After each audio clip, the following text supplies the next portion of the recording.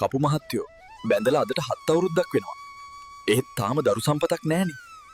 බැරිද මොකුත් කරලා දෙන්න? ඕක මට සුළු දෙයක් මහත්තයෝ. කෝ වයිෆ් එක ගෙනාවද? එහෙමයි. ගුරුන්නාන්සේ වයිෆ් එක ගෙනාවා.